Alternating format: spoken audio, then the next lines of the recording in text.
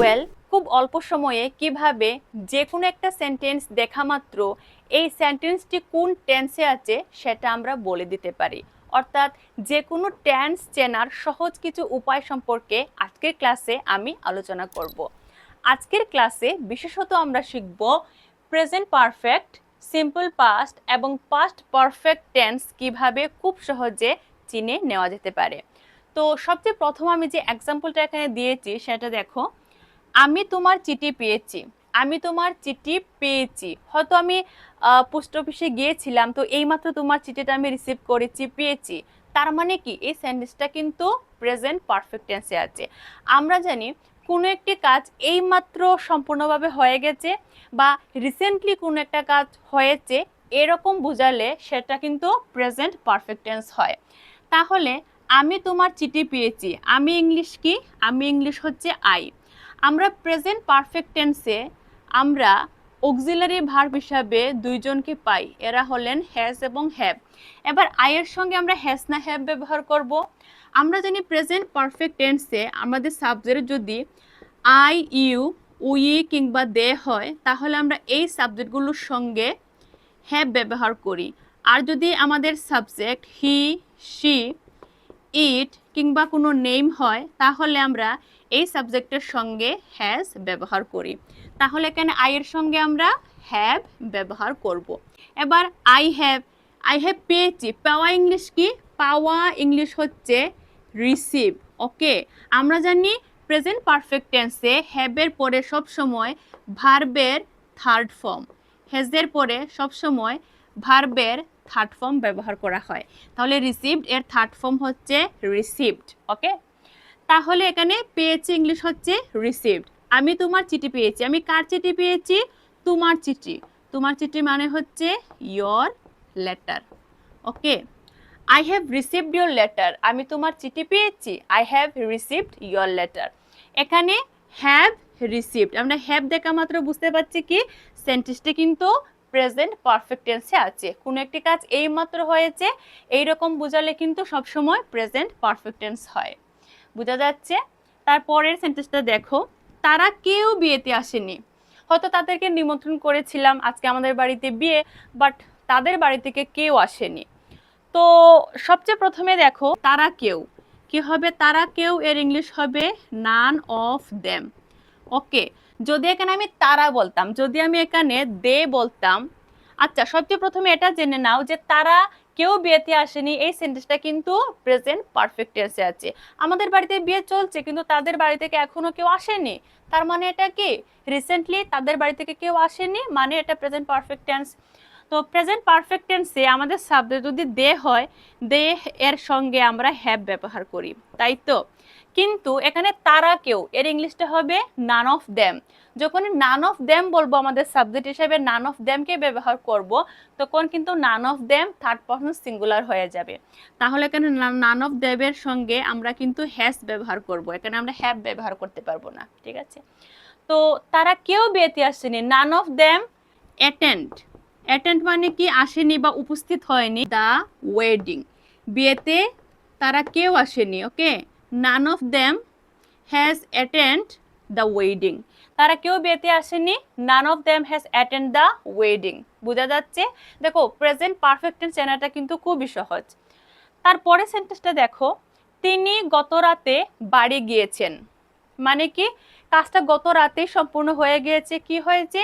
গত রাতে তিনি কিন্তু বাড়িতে গিয়েছেন, যাওয়ার কাজটা গত রাতেই সম্পূর্ণভাবে হয়ে গিয়েছিল। তার মানে এই সেন্টেন্সটা কিন্তু সিম্পল পাস্ট টেন্সে আছে।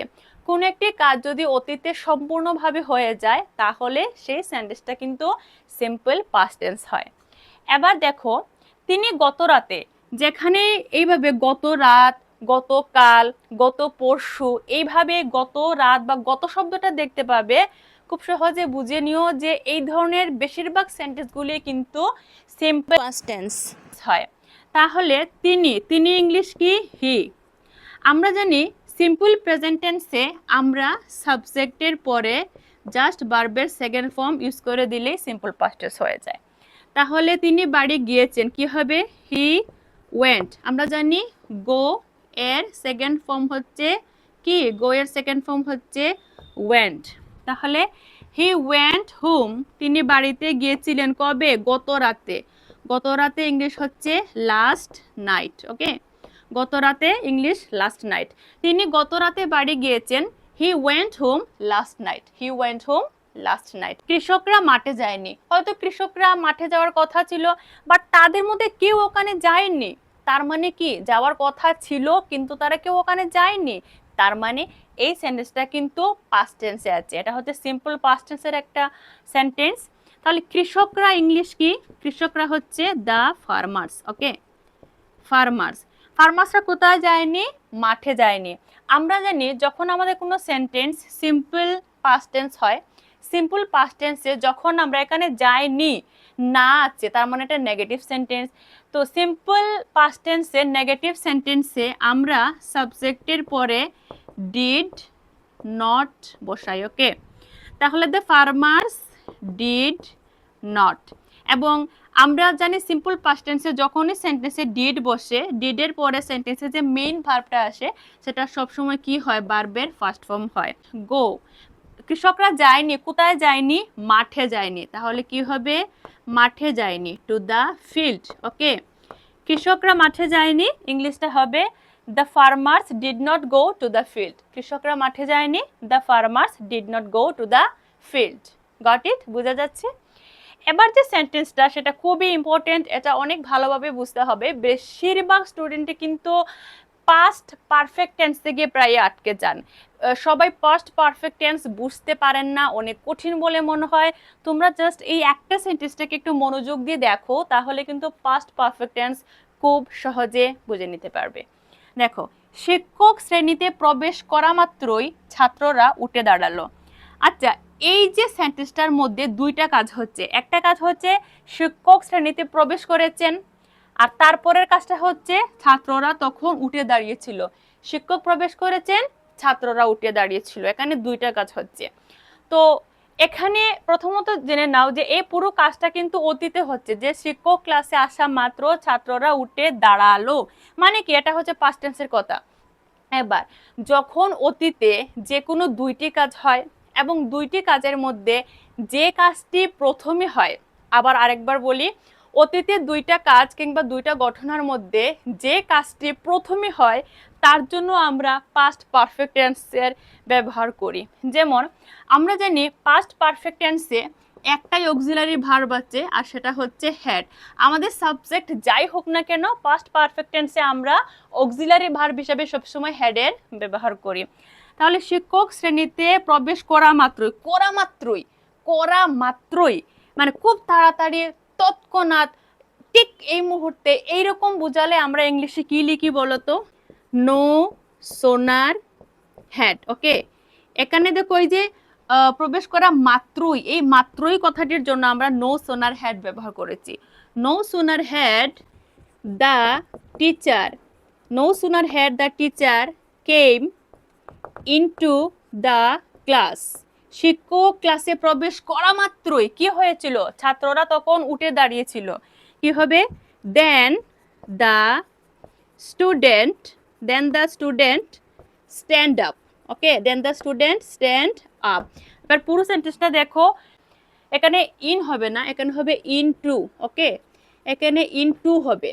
তাহলে দেখো, no sooner had the teacher came into the class then the stand up. শিক্ষক ক্লাসে প্রবেশ করা মাত্রই ছাত্ররা উঠে দাঁড়িয়েছিল। এখানে মাত্রই, তৎক্ষণাৎ, এই মুহূর্তে, এইরকম অর্থ বোঝাতে আমরা নো সুনার হ্যাডের ব্যবহার করেছি। তো আশা করি আজকে ক্লাসে তোমরা খুব easily present perfect, simple past এবং পাস্ট পারফেক্ট টেন্সের কনসেপ্টটা বুঝে নিয়েছো। যদি ভিডিওটি তোমাদের উপকারে আসছে অবশ্যই একটা লাইক করবে। চ্যানেলে প্রথমবার হয়ে থাকলে এখনই চ্যানেলটাকে সাবস্ক্রাইব করে নাও to get more and more information from my channel. Thank you very much.